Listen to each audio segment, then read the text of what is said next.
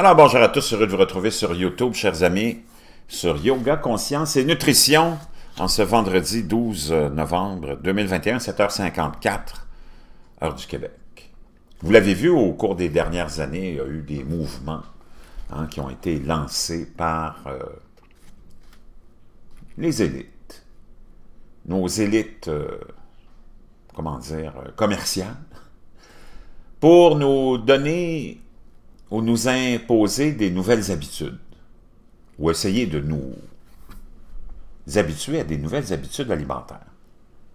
Tout ça dans le contexte de vouloir limiter les émissions de gaz à effet de serre, de vouloir préserver l'eau aussi, qui est une ressource infinie, mais qui n'est pas partout également distribuée.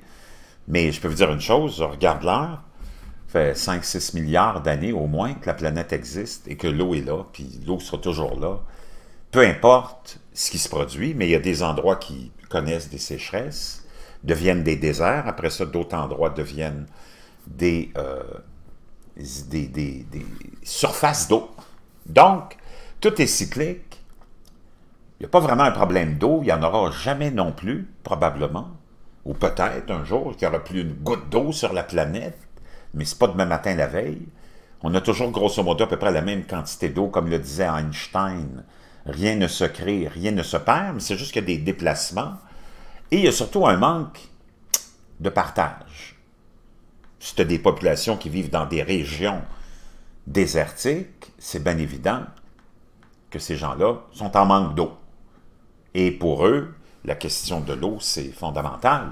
Si tu as des gens qui vivent comme moi, au Québec, où on a de l'eau partout, où on a plus de 75 000 lacs et rivières, la question de l'eau ne se pose pas vraiment. Puis dans d'autres régions du monde aussi, il y a beaucoup d'eau. Puis il y a d'autres régions où il n'y en a pas beaucoup, pour des raisons climatiques évidentes, de sécheresse, qui sont là depuis des milliers d'années.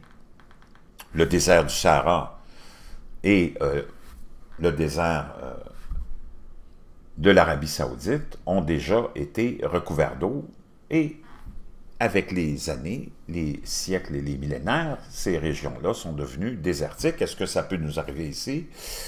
Tout est possible, mais l'histoire de la planète ne semble pas le démontrer. Donc, c'est plus au niveau du problème du partage de ces ressources-là. Il y a des centaines d'années, on ne se posait pas les questions qu'on se pose aujourd'hui parce qu'on n'avait pas les infrastructures, on n'avait pas les connaissances. On ne savait même pas que ces régions-là existaient en tant que population. Maintenant que tout est global, maintenant que l'information est partout, que tout le monde a accès à l'information, on sait que le désert du Sahara existe, qu'il y a des gens là-bas qui vivent avec des problèmes d'eau. Il y a d'autres régions aussi qui ont des problèmes d'approvisionnement en eau, notamment à cause du climat dans lequel ces gens-là vivent dans leurs pays respectifs. Et ça nous amène à des problématiques différentes. Comment on fait pour partager cette ressource-là? Des fois avec des pays ennemis, des fois avec des pays amis. C'est pas facile de s'y retrouver.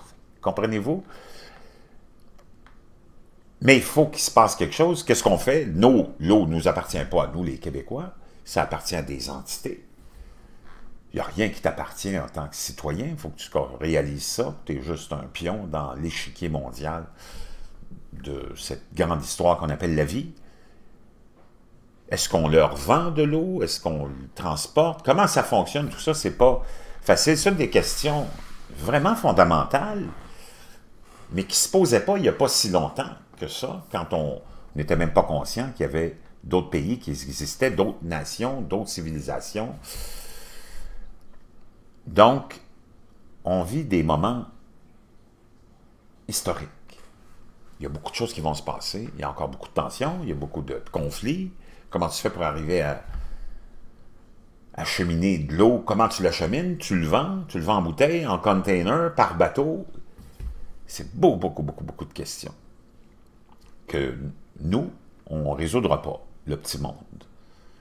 Dans les autres habitudes aussi qu'on essaie de nous imposer, c'est naturellement, à cause de la production agricole qui apparemment mange beaucoup de ces ressources-là, demande beaucoup de ressources, ben il y a la viande qui devient de plus en plus populaire, la viande qui a toujours été vue comme une espèce de produit d'apothéose, hein, de luxe aussi, d'accomplissement. Tu sais, quand tu manges un bon morceau de viande, c'est parce que tu es dans un moment de ta vie où tu as des finances, tu as un pays qui est organisé, tu as un pays qui a une bonne structure économique et qui peut produire des produits en demande, comme la viande. La viande est en demande partout. Mais il y a des pays qui ne peuvent pas se permettre d'avoir de la viande pour des raisons territoriales, pour des raisons de ressources, manque d'eau, manque de pâturage, manque de plein de choses, manque d'argent, manque de structure. Et la viande devient une denrée rare, mais tout le monde en veut. Des petits morceaux de viande misérables coûtent une fortune. Et c'est à l'occasion, une fois par année, que ces gens-là en mangent. Et quand ils en mangent, c'est comme un événement festif. Alors que nous, on en mange à tous les jours, puis on n'est pas conscient de, comment dire, cette abondance-là. Parce que c'est une habitude, puis on a pris ça pour acquis. Beaucoup de ces populations vont manger comme protéines des légumineuses. D'autres vont manger même des insectes ou des types de bestioles que nous, on n'aurait vraiment pas l'idée de manger. Mais ça s'est développé dans les traditions parce que l'humain étant un omnivore, il a quand même besoin de cette protéine-là. Il y a un produit qu'on a essayé de vendre, que l'élite a essayé de nous vendre, et c'est le fameux produit Beyond Meat, hein, une espèce de fake meat, une imitation de la viande faite avec toutes sortes de produits. La liste est très grande sur le produit, hein, quand vous achetez le paquet. Beaucoup de sel, pas nécessairement santé, mais on vous dit, on vous donne l'illusion que c'est santé, mais dans le fond, c'est vraiment pas santé. D'ailleurs, je peux vous montrer, je pense que je peux trouver les quantités de sel qu'il y a là-dedans, c'est spectaculaire. Donc, le fameux hamburger, la fameuse galette Beyond Meat, hein, nous raconte le National Post, les hamburgers végétaliens Beyond Meat ne sont que des galettes ultra transformées qui peuvent être mauvaises pour votre santé. Alors que quelqu'un peut manger un hamburger Beyond Meat pour des raisons éthiques, cela ne fait pas grand-chose pour la santé de cette personne. En fait, cela pourrait être plus nocif que bon. Les hamburgers Beyond Meat ont défié les attentes des carnivores et des herbivores. La galette a dupé les mangeurs de viande et a apporté de la variété au régime parfois pauvre en protéines des végétariens et des végétaliens. Il est maintenant lancé chez Tim Hortons, dans les grandes chaînes, on le voit aussi. Alors que cette alternative à la viande semble faire son chemin dans notre vie quotidienne, elle est également disponible à l'achat dans les épiceries. Alors que certaines personnes passent à Beyond Meat pour des raisons environnementales et éthiques, des diététistes comme Amanda Lapidus et A.B. Langer disent qu'il y a lieu de s'inquiéter du halo de santé placé sur ces substituts de viande. Le burger Beyond Meat est techniquement un aliment transformé. Nous savons que les régimes alimentaires riches en aliments transformés sont liés au développement de maladies. Quand les gens mangent plus d'aliments transformés, ils sont susceptibles de consommer plus de calories et le poids de gain. Et le gain de poids, une étude réalisée par l'Institut national de la santé a trouvé qu'un gain de poids supplémentaire peut entraîner des complications telles que des maladies rénales, le diabète, l'hypertension, l'hypercholestérolémie et les maladies cardiaques. Ce n'est pas parce qu'un produit est à base de plantes qu'il est automatiquement sain. Les frites sont à base de plantes, a souligné Mme Langer. En fait, le hamburger végétalien d'Aroma fait d'une galette Beyond Meat et la salade vous coûteront 990 calories, 63,9 grammes de gras et 1530 mg de sodium. Wow!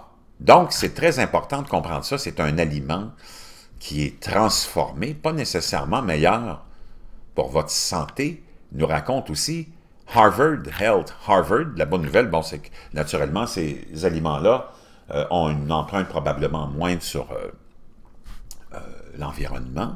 Il y a des vitamines là-dedans, mais la mauvaise nouvelle, c'est qu'il y a beaucoup de riches en gras saturés, puis ce sont des viande, sans viande sont fortement transformés. Les hamburgers sans viande sont fortement transformés, nous raconte Health Harvard.